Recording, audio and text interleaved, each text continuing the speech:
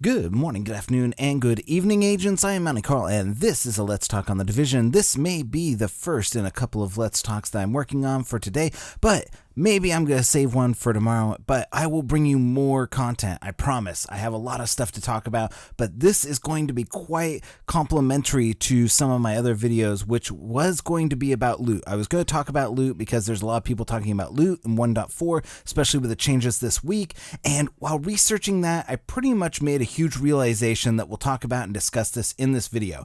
Now, there aren't huge numbers of people on the PTS right now, but it looks like there are, and you might imagine or you might see from all the PTS chatter online that there's a ton of people playing the PTS, but I can tell you, then that is part of what you're seeing is a smokescreen.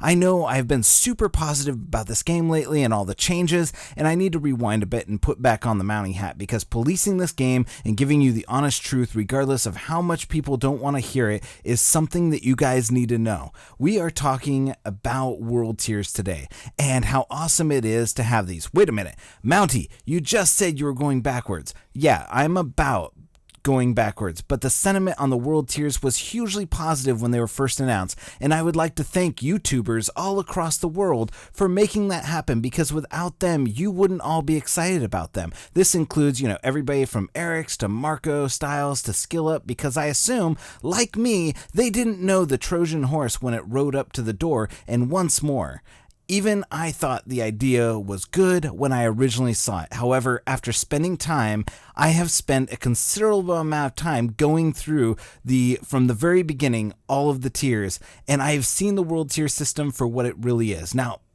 before I tell you, the people who have allegedly reached the top gear score in 1.3 won't ever experience this. You won't experience what I'm about to tell you. This won't actually mean anything to you. This is for new people or people on the lower tiers of gear.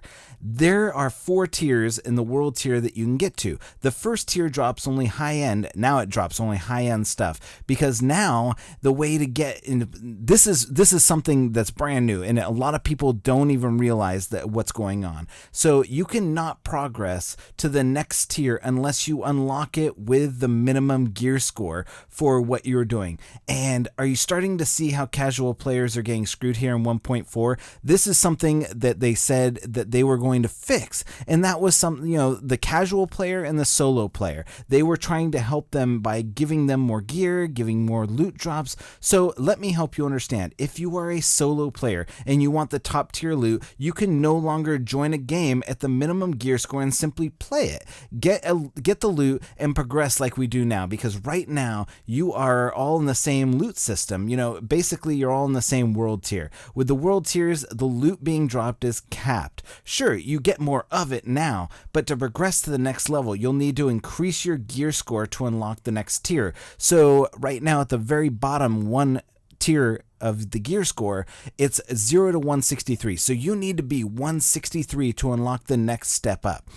And you have to go through and get all of the gear in order to get that. So once you hit level 30, you are stuck in gear score number 1. Now, I haven't tried this because I haven't joined somebody else's game, but I assume that you can go ahead and bypass this somehow by joining your friend's game or something like that. But you're still going to be at a disadvantage and you're still going to need to get a lot of gear. But right now, the way it is that if your max gear score is 163 and you go and run a heroic underground or something like that, you're going to get loot at that age or that score. But right now, the way the world tiers work is if you went and did a heroic, or if you went and did an underground at the world tier that you're at, you're only going to max out at gear score 163. So once you unlock the next tier, you'll start getting loot at the next gear score level until you are high enough to reach the next tier.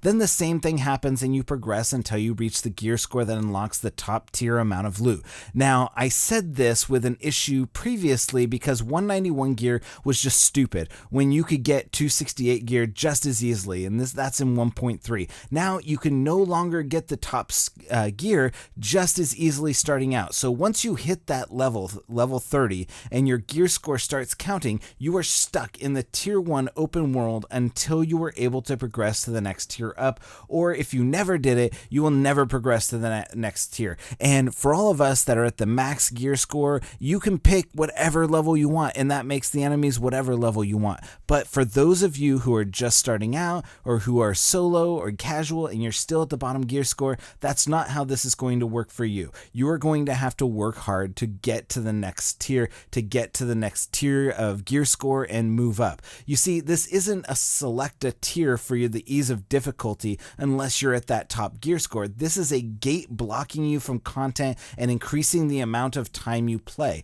Most people never got to this point of realization because when the new stuff came out, you were already earning the top level of gear once the new content came out for that gear, and it's all transferable to other characters. So if you start a new character, you can just transfer some gear over and get the higher gear score. However, if you are a solo player or a new player, this is going to be a different hurdle for you and what you'll need to get through. Sure, if you have friends, you may be able to power through some of the top levels and get the gear score, whatever the max is, 229, but casual and solo players are not going to have that ease of difficulty. They are going to have the longest playtime in the lowest areas. Now, the trick here is endgame content, and because of the lack of content, having you spend more time repeating the content to gear up is going to be the easiest way to keep you playing, and that's what Massive wants. They want you to keep repeatedly going through the same content over and over and over again, collecting the same gear over and over and over again until you increase it. It happens in Destiny. This is the same thing that they introduced with the infusion in Destiny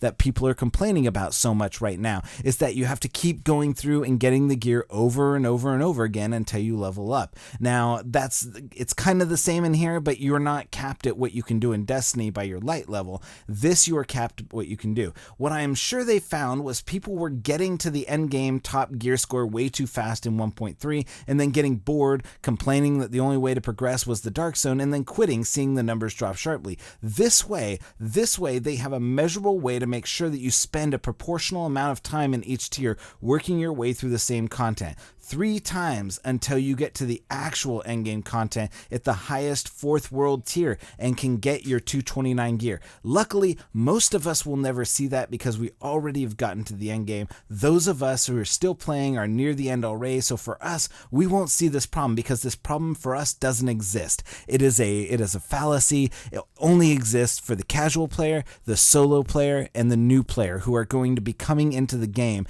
and playing. And maybe you're going to experience this, so in the PTS it's really easy to experience because what happens is, and you do progress fairly quickly while you're going through this stuff, but the problem is that essentially you're going to be a lot less geared when you're getting to level 30 in the actual game. So it's really a conundrum for new players to actually pick this game up, and it's really detrimental to the new player. I would suggest that, if you're a new player, you make some friends that can take you through and power level you through that stuff, because you are not going to want to go through the slog that is tier by tier by tier, because that's going to be super boring to go through all of those tiers just to get to the 229 and keep exchanging gear over and over again and all of that stuff.